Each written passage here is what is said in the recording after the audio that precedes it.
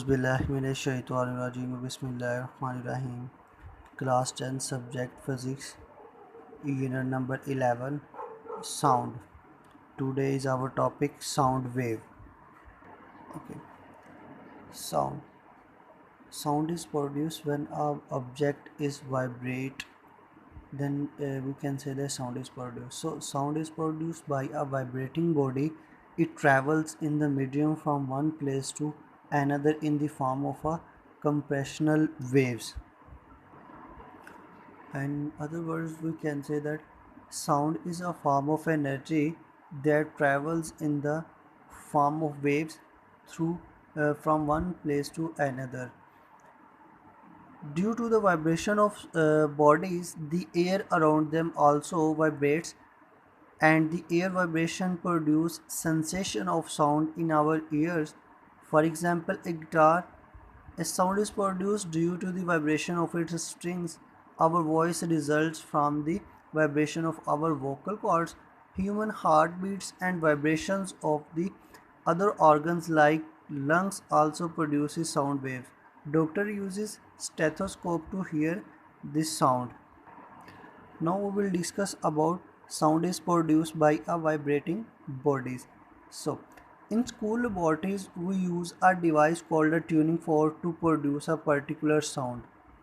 If strike the tuning fork against a rubber hammer, the tuning fork will begin to vibrate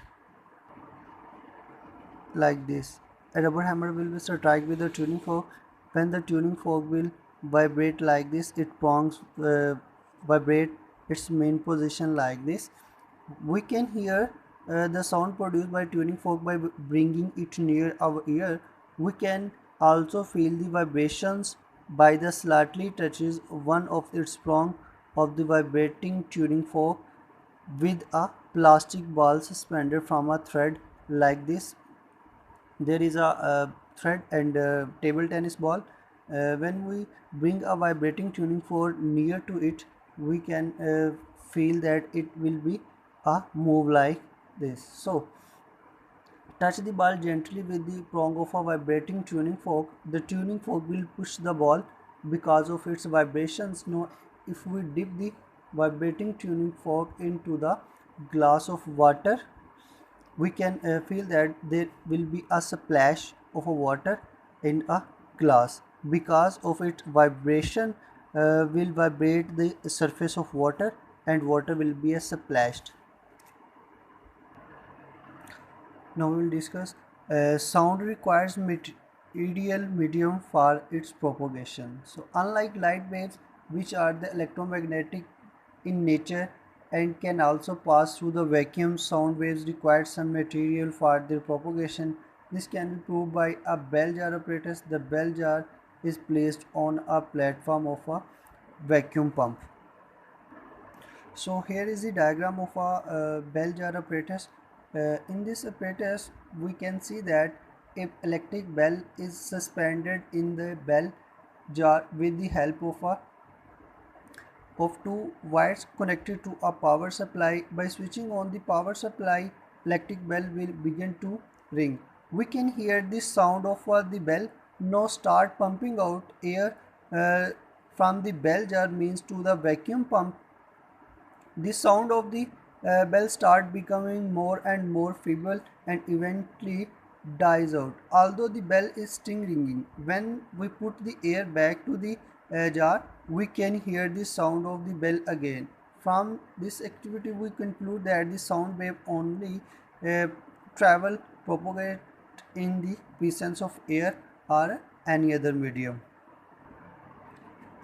Propagation of the sound waves produced by a vibrating tuning fork can be understood by this example, and by this we can explain longitudinal nature of the sound wave. So before the vibration of tuning fork, the density of air molecules on the right side is a uniform. Here you first we can see when the right prong of the tuning fork moves from a mean position O to B like this, it exerts some pressure on the adjacent layer of air molecules and produces a compressions like this, and the other will be a rarefaction. So this compression air layer in the turn of compressors the layers next to it and so on. A moment later a prong began to move back towards A like this, and now the pressure the adjacent layer decreases as the rarefaction is produced. This rarefaction is transferred to the air layer next to it and so on. As the tuning fork moves back and forth rapidly, a series of compressions and rarefactions are created in the air. In this way, sound wave produces through the air. So, as the uh, as we see the figures, the direction of propagation of sound wave is along the direction of the oscillating air molecules. This shows the longitudinal nature of a sound wave. Distance between the two consecutive compressions or rarefactions that is known as a wavelength of the sound. Here here we have a proper definition of compressions are the places where the air pressure is slightly higher than the surrounding air pressure due to the high density of the air particles. So rarefaction is other term. Rarefaction are places where the air pressure is low, are the regions that correspond to the low air pressure due to the low density of air particles. And the wavelength, the distance between the two consecutive compression or rarefaction is known as a wavelength and it is denoted by lambda. This is our topic.